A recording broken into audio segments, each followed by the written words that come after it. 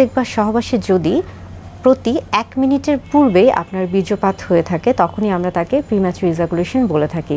অর্থাৎ দেখা যাচ্ছে যে সহবাসের ক্ষেত্রে যদি 1 মিনিটের আগেই তার ইজাকুলেশন হয়ে থাকে তখনই তাকে আমরা প্রিম্যাচুর ইজাকুলেশন বলছি, এবং সেটা কিন্তু অবশ্যই 6 মাসে প্রত্যেকবার সহবাসে। কখন প্রিম্যাচুর ইজাকুলেশন হয়ে থাকে? আমরা যখন আসি যে আসলে ইজাকুলেশনটা কিভাবে হয়ে থাকে। ইজাকুলেশন খুবই স্বাভাবিক একটি প্রক্রিয়া।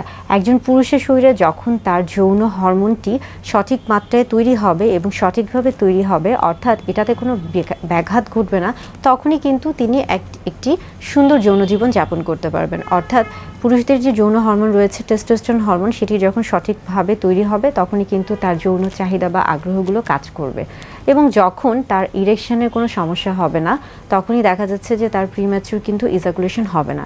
কিন্তু যখন দেখা যায় যে এই যে টেস্টোস্টেরন হরমোন তৈরিতে সমস্যা বা তার ইরেকশনে বাধাগ্রস্ত হচ্ছে বা সে অন্যান্য কোনো না কোনোভাবে শারীরিকভাবে বা মানসিকভাবে বাধাগ্রস্ত হয়, তখনই তার কিন্তু প্রিম্যাচুর ইজাকুলেশন হয়ে থাকে। আমাদের প্রত্যেকটি মানুষের জন্য কিন্তু যৌন জীবন অত্যন্ত গুরুত্বপূর্ণ। বিশেষ করে আমরা বলে থাকি যে স্বাস্থ্যকর যৌন জীবনের ভূমিকা কিন্তু একজন সুস্বাস্থ্যকর ব্যক্তির জন্য অত্যন্ত গুরুত্বপূর্ণ।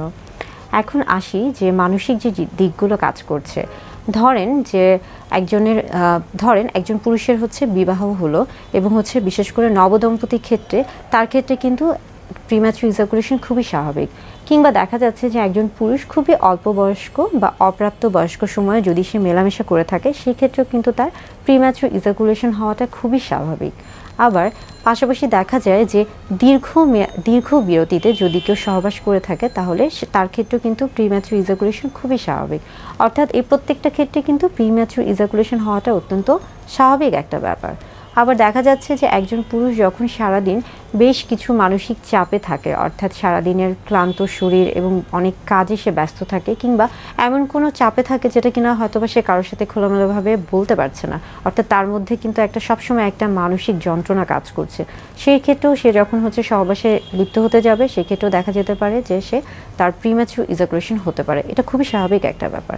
আবার শারীরিক দিক থেকেও যদি আমরা আসি যে সে অনেক বেশি ক্লান্ত, হয়তোবা সে সঠিকভাবে বিশ্রাম নিচ্ছে না, তার ঘুমের প্রয়োজন রয়েছে, সেই কাজগুলো ঠিকমতো করছে না, বা তার যে খাদ্যাভ্যাস রয়েছে সেগুলো সে ঠিকমতো করছে না, সেই ক্ষেত্রেও কিন্তু প্রিম্যাচুর ইজাকুলেশন হওয়াটা খুবই স্বাভাবিক একটা ব্যাপার।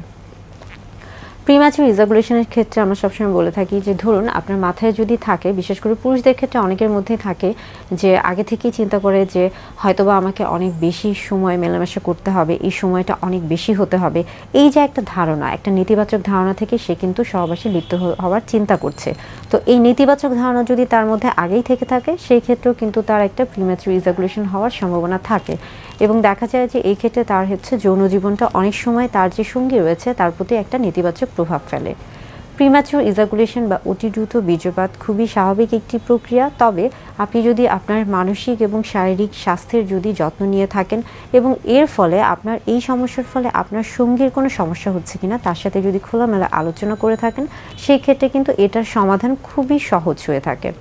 প্রিম্যাচুর ইজাকুলেশনের ক্ষেত্রে আমরা বলে থাকি যে আপনি যখন যৌন মিলনে যাবেন বা আপনি যখন সহবাসের জন্য একটা প্রস্তুতির মধ্যে যাবেন, সব সময় আপনার যে সঙ্গী রয়েছে তার সাথে একটা ফোর প্লের যে একটা ব্যাপার থাকে, বিশেষ করে তাকে একটা নিজের মতো করে একটা সময় দেওয়ার চেষ্টা করুন, বা তার যে আগ্রহ বা তার যে উত্তেজনার যে বিষয়গুলো রয়েছে, যে তার যে বিষয়গুলি ভালো লাগে সেই বিষয়গুলি নিয়ে খোলামেলা কথা বলুন, দুজন মিলে একটি ভালো সময় কাটান।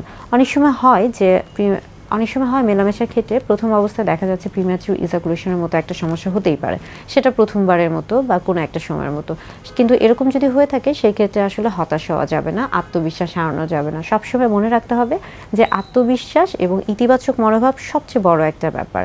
অনেক সময় আমরা বলে থাকি যে এই ক্ষেত্রে যখন দেখবেন যে আপনি এরকম একটা সমস্যার সম্মুখীন হচ্ছেন, আপনি তখনই স্টপ অ্যান্ড স্টার্ট, আমরা বলে থাকি যে আপনি তখনই আপনার মনোভাবটা অন্যদিকে ডাইভার্ট করার চেষ্টা করুন। অর্থাৎ এখনই যে করতে হবে, এখনই যে যৌন মিলনে যেতে হবে, বিষয়টা কিন্তু এরকম না। সবসময় দেখা যায় যে স্বামী স্ত্রীর যে একটা সুন্দর যে একটা সময় রয়েছে, সেটা সবসময় যে সহবাসের মাধ্যমেই যেতে হবে সেরকম কিন্তু না। আপনি চাইলে আপনার সঙ্গীর সাথে সুন্দরভাবে খোলামেলাভাবে একটি সময় যাপন করুন, তার সাথে প্রয়োজনে তার সাথে আপনি গল্প করুন, বই পড়ুন, খোলামেলা কথাবার্তা বলুন, দুজনকে বোঝার চেষ্টা করুন, এবং পরবর্তীতে যখন দুজনের মনোভাব দুজনকে বুঝতে পারবেন বা দুজনের একটা ইতিবাচক মনোভাব তৈরি হবে, তখনই আপনারা সহবাসে লিপ্ত হন। অর্থাৎ প্রিম্যাচুর ইজাকুলেশন খুবই স্বাভাবিক একটি জিনিস, এটা নিয়ে ভয়ের কিছু নেই। তবে দেখা যায় যে অনেকে এরকম কোনো সমস্যা হয়তো বা একবারের মধ্যে ভুগেছেন বা 2-3 বার, তখনই দেখা যায় যে তারা বিভিন্ন ধরনের ফার্মেসির দোকান থেকে বা কারো কাছ থেকে শুনে বা বিভিন্ন রকমের ভুল চিকিৎসা করেন অথবা বিভিন্ন রকমের অপচিকিৎসা করে থাকেন, এবং এর ফলে দেখা যায় যে পরবর্তীতে তার কিন্তু বিশাল একটা শারীরিক সমস্যার তৈরি হতে পারে, এবং অনেক সময় দেখা যায় পরবর্তীতে হয়তো বা বন্ধ্যাত্ব বা এরকম কোনো সমস্যাতেও ভুগতে পারেন। তাই এরকম যদি আপনি মনে করেন যে আপনার প্রিম্যাচুর ইজাকুলেশনের সমস্যা আপনি ভুগছেন, তাহলে অবশ্যই আপনার সঙ্গীর সাথে খোলামেলা কথা বলুন এবং অবশ্যই একজন বিশেষজ্ঞ চিকিৎসকের পরামর্শ